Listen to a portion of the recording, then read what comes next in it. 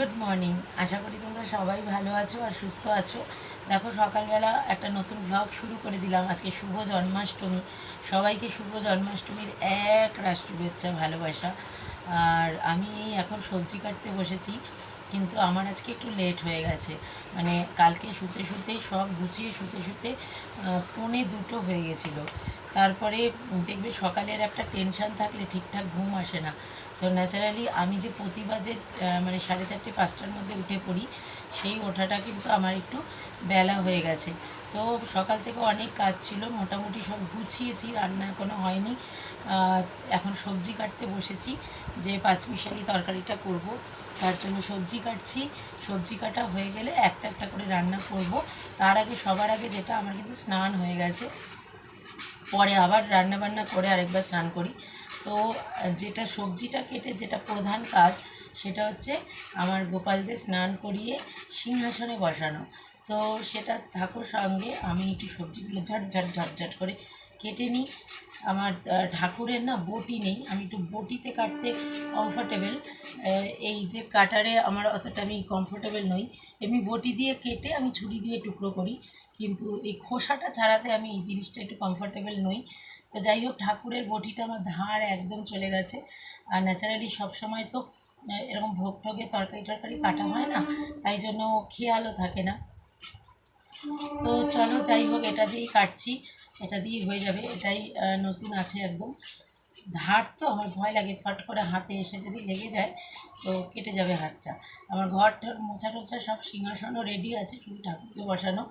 তো চলো সবজিগুলো। তো আমি এই একটা পাঁচমিশালি তরকারি করার জন্য যে সবজিগুলো এনেছি, বরবটি, কুমড়ো, ঝিঙে সব দিয়ে একটা পাঁচমিশালি, এটা আমি প্রতিবারই করি। আর তার সাথে অন্যান্যবার আরও একটা দুটো, যেমন আলুর দম, ফুলকপির তরকারি, এগুলোও করি। কিন্তু এবারে এতটাই দেরি হয়ে গেল, সকাল থেকে আমি এবারে কিছুই আয়োজন করতে পারিনি, কারণ একটু সবারই একটু একটা প্রবলেম বাড়ির ছিল, সেইটার জন্য একটু দেরি হয়ে গেল। তাই বেশি আয়োজন আর করবো না।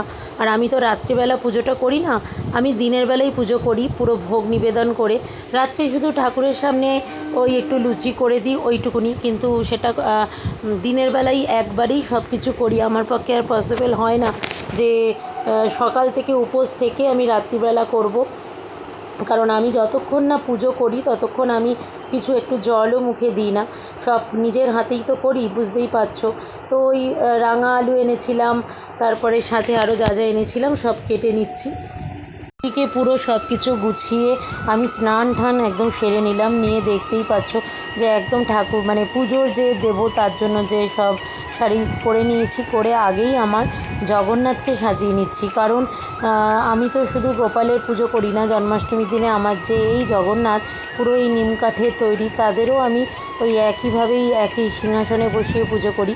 তো জগন্নাথদের আগে সাজিয়ে নিচ্ছি। তাদের জন্যও আমি তো দেখেইছো যে নতুন ড্রেস নিয়ে এসেছিলাম।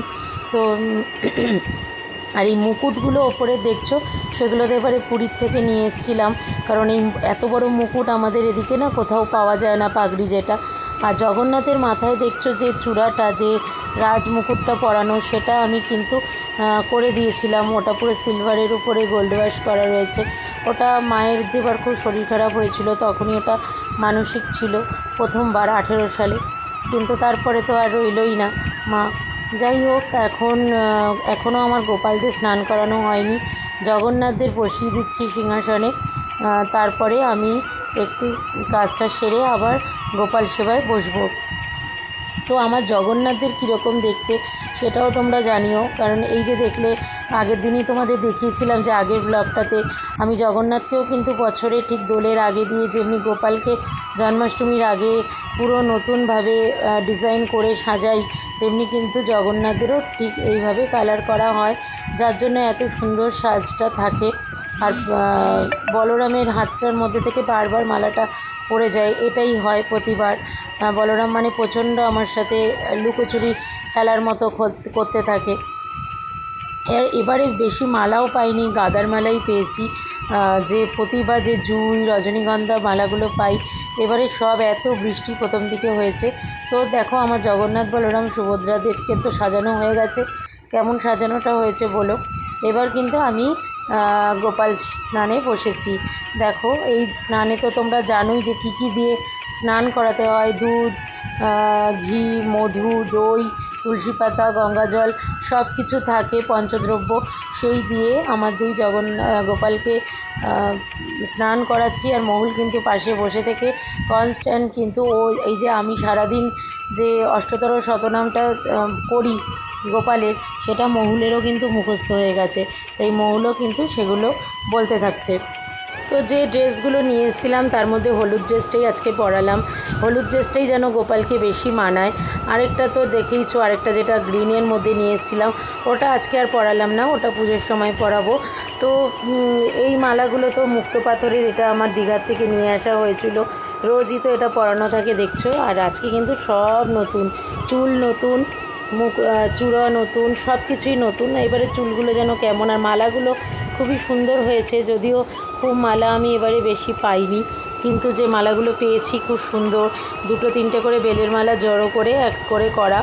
আর আমার আসলে ফুল আনতেও কালকে রাত্রে অনেক দেরি হয়ে গেছিলো, যার জন্য আমি বেশি পাইও নি। বুঝতেই তো পারো একার হাতে আমি সব কিছু করি, আমার তো কেউ হেল্পিং হ্যান্ড নেই। তাই জন্য আমার সবই ওই টাইম করে করে করতে করতে দেরি হয়ে যায়। আর যেহেতু মহুলের এক্সাম চলছে, তাই জন্য আমি কিন্তু এবারে বেশি সময় জন্মাষ্টমীর জন্য আগের থেকে করতে পারিনি, সেটা তোমাদের আমি আগেই বলেছি। কারণ ওর এক্সাম চলছে, এরপরে এই জন্মাষ্টমীর যে গ্যাপটা, তারপরে ওর ম্যাথ পরীক্ষা। তাই জন্য আমি কিন্তু একদমই সময় পাইনি। যার যেটুকুনি পেরেছি কালকে গুছিয়েছি আর আজকে সকাল থেকে। তাই এবারের আয়োজনটাও কিন্তু কমই হয়ে গেল ঠাকুরের জন্য। আর তাছাড়া আমার অনেক দিন ধরেই একটা নার্ভের প্রবলেমের সমস্যা চলছে, যার জন্য আমি কিন্তু খুব একটা খাটনি করতে পারিনি। কারণ আমার দাঁড়িয়ে বেশিক্ষণ কাজ করলেও সমস্যা, আবার টানা বসে থাকলেও সমস্যা, সব রকমই সমস্যা। তাই জন্য যেটুকুনি করতে হয়, মন তো মানে না। কারণ আমি আমার এই দুই গোপালকে আমার সন্তানের মতনই দেখি। মহুলেরও বার্থডে তো সেপ্টেম্বর মাসে চলে আসছে, তার আগে আমার এই দুই গোপালের বার্থডে। তো সেখানেও যখন মেয়ের বার্থডেতেও কিছু না কিছু করব, তো এটাও যেন মন মানে না, করব না করব না প্রতিবারই বলি, কিন্তু তখন আবার যেন গোপালই সব কিছু আমাকে দিয়ে করিয়ে নেয় আর কি, এইটুকুনি। তো সাজানোটা কেমন হলো বলো, ওপরে জগন্নাথ আর নিচে গোপাল। আর এবারে আমি সাজানো গোছানো কমপ্লিট, এবারে আমি রান্নার দিকে যাব। আমার মোটামুটি খিচুড়িটা হয়ে এসছে, আমি পাঁচ তরকারিটা বসাবো। দেখো আমি বসিয়েও দিয়েছি পাঁচ তরকারিটা। এবারে কড়াইটা নতুন নেওয়া হয়েছে, এটা এই ভোগ প্রতিবারই করতে অসুবিধা হয়। তো আমি যখন ভোগ করতে আসি, ভোগের রান্না করতে আসি, তখন তোমরা সবাই জানো যে ভোগের রান্না করার সময় কোনো কথা বলা যায় না। তো আমিও কোনো কথা বলি না, তাই সব কাজ সেরে একদম নিরিবিলিতে আমি রান্নাটা করতে আসি। তখন মহুলের সাথেও আমি কোনো কথা বলি না, কারণ ভোগের রান্না করার সময় মাই বলে গেছে আমাকে যে কোনো কথা বলতে না। তো মোটামুটি আমার রান্না শেষের দিকে আমার পাঁচ তরকারিটা হলেই হয়ে যায়, আর 5 রকমের ভাজাটা ভাজলেই হয়ে যায়। হাঁড়িতে খিচুড়িও হয়ে গেছে। আর প্রচণ্ড গরম লাগছে, সেই কখন থেকে শাড়ি পরে আছি জানোই, যে প্রচণ্ড গরমে মরে যাচ্ছি, একদম এমন গরম। তো রান্নাটা করে নিই চলো। মহুল বারবারই এসে ঘুরে যাচ্ছে, আর আমি ইশারায় সরে সরে যেতে বলছি। আর ও বোঝে ঠাকুরের, মানে যেদিন ছোটোবেলা থেকেই তো দেখছে একদম জ্ঞান থেকে যে আমি জন্মাষ্টমীটা করি, তো ও এটা বোঝে যে মাম্মামের আজকে একদম মাথা ঠিক নেই। যতক্ষণ না পুজো সব কিছু করে আমি গোপালের সামনে নিবেদন করছি, ততক্ষণ না মনটা শান্তি লাগছে না। তো গোপালদের স্নান করে বসিয়ে যেটুকুনি আর কি মিষ্টির যে পার্টটা, সেটা আমি দিয়ে দিয়েছি। যা যা মিষ্টি, মালপো, লাড্ডু যা যা আনা হয়েছে, তোমাদের তো দেখাবোই যে কীরকম সব আয়োজন করলাম, সেগুলো করা হয়েছে। এবার ভোগ নিবেদনটা করব। তো আমি এটাই করি, মানে 3 বারে যে সকালের একটা খাবার, সেটা আমি সমস্ত মিষ্টিগুলো দিই, তারপরে দুপুরে ভোগ নিবেদনটা করি, আর রাতে লুচি সুজি করে দিই। তো আমার প্রায় 5 তরকারিটা হয়েই গেছে, পাঁচমিশালি তরকারি যেটা। তো দেখো কীরকম হয়েছে সেটা তো বলতে পারি না, ঠাকুরের জিনিস। আর এদিকের কড়াইতে, এটাও এই স্পেন্সার্স থেকে ছোট্ট কড়াইটা নিয়ে আসা হয়েছিল, তো ওটাতে আমি ভাজা বসিয়ে দিয়েছি। এবার আমি পুজোয় বসবো।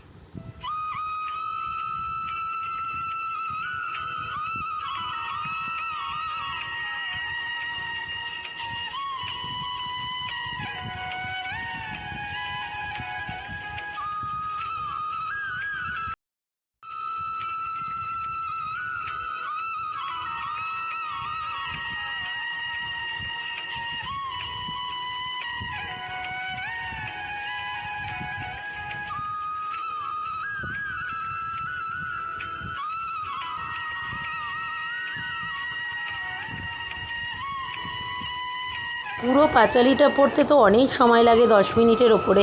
সেটা তো আর তোমাদের সাথে আমি শেয়ার করতে পারলাম না, কারণ অত বড় হলে তো বিশাল বড় ব্লগ হয়ে যাবে। সামান্য একটু ক্লিপিংটা দেখালাম। আর আমার পুজো হয়ে গেছে, এবার ঠাকুরের কাছে আমার যেটুকুনি নিবেদন সেটুকুনি আমি দিয়ে দিচ্ছি। তো আমার প্রতিবারই পুজো করতে করতে ভীষণ চোখে জল চলে আসে, জানি না, মার জন্য ভীষণ কষ্ট হয়। এখনও যখন ভয়েসটা দিচ্ছি তোমাদের কাছে, তখনও আমার গলা ভীষণ কাঁপছে। আমার ভীষণ কষ্ট হয় মায়ের জন্য, কারণ যখন আমি পুজো করতাম তখন মা পাশে বসে থাকতো, সব কিছু। আজকে সব শূন্যতা। তো যাই হোক, চলো, ঠাকুরই এখন আমার বেঁচে থাকার একমাত্র রসদ। তো সেটুকুনি করছি, সেটুকুনি তোমাদের সামনে তুলে ধরলাম। কিন্তু মা ছাড়া সব কিছুই যেন আমার শূন্য আর শূন্য। আর সেটাই ঠাকুরের সামনে নিবেদন করি যে হয়তো কিছু পাপ করেছি, কিছু অন্যায় আছে জীবনে, যার জন্য মা এইভাবে চলে গেছে আর আমাদের একদম অনাথ করে দিয়ে গেছে। তো আমি এইটুকুনি আয়োজন ঠাকুরের সামনে করতে পেরেছি। দেখো, খিচুড়ি, পায়েস, মালপো, 5 রকমের তরকারি, এই 5 রকমের ভাজা আর 5 মিশালি তরকারি। আর এইগুলো যেগুলো দেখছো যে এই থালাগুলো, এগুলো তো সব কিনে আনা জিনিস। মালপো, তালের বড়া, মিষ্টি, দরবেশ, লাড্ডু, এগুলো সবই কিনে আনা জিনিস। তো এইভাবেই আমার প্রতিবারের মতো জন্মাষ্টমীতে আমি সাজিয়ে দিই। প্রতিবার হয়তো মা চলে যাওয়ার পর থেকে আমি সেইভাবে আয়োজনটা করতে পারি না। মা থাকতে মা তো সাথে সাহায্য করতো, তখন আরও বড় করে আয়োজনটা করতাম। তো চলো, আজকে এখানেই রাখছি কেন, একদম শেষে তোমাদের সাথে কথা। তো প্রতিবারের মতো আমার জন্মাষ্টমীর আপাতত সকালবেলার প্রস্তুতি এখানেই শেষ হলো। আমি সমস্তটাই যা যা দেখলে সবই তো তোমাদের সাথে দেখিয়েছি। সবটাই কিন্তু নিজেই হাতেই করি, আর কোনো ঠাকুরমশাইও ডাকি না, নিজেই পুজো করি। তো আমার মনে হয় নিজে পুজো করলে অনেক বেশি সেটা ঠাকুরের কাছে পৌঁছায়। তো আর আমি আর রাত অবধি ওয়েট করি না, একদম দিনের বেলাতেই করে দিই। আর আজকে যেহেতু এবারে জন্মাষ্টমীটা যেহেতু গতকাল লেগেছে, আজকে তাড়াতাড়ি ছেড়ে যাবে। তো আমার জগন্নাথ আর গোপালকে কেমন সাজানো হয়েছে অবশ্যই বলো। আর আমার জন্মাষ্টমী সবার মঙ্গল করুক, সমস্ত মানুষের ভালো করুক। আমার গোপাল মানে যত মানুষ আছে সব মানুষের জীবনে নতুন খুশির বার্তা নিয়ে আসুক, এটাই কামনা করি। আমি যেমন আমার গোপালকে সবসময় ডাকি, আমি যেমন আমার গোপালকে নিজের সন্তানের মতো করি, তেমনি সবাই যেন ভালো থাকে, সুস্থ থাকে, সাবধানে থাকে। তো আজকে এখানেই জন্মাষ্টমীর ব্লগ এখানেই শেষ করলাম। কেমন লাগলো জানিও, যতটুকু পেরেছি তোমাদের সাথে শেয়ার করেছি। আর এবারে খুব একটা বেশি আয়োজন করতে পারিনি, সেটা তোমাদের কালকেই বলেছি। অন্যবার না হলে 2 রকমের আরও তরকারি থাকে, চাটনি থাকে, এবার আর করতে পারিনি। শরীরটাও ভালো না, কিন্তু মনও মানে না। যাই হোক, চলো, আজকে এখানেই শেষ করলাম। আবার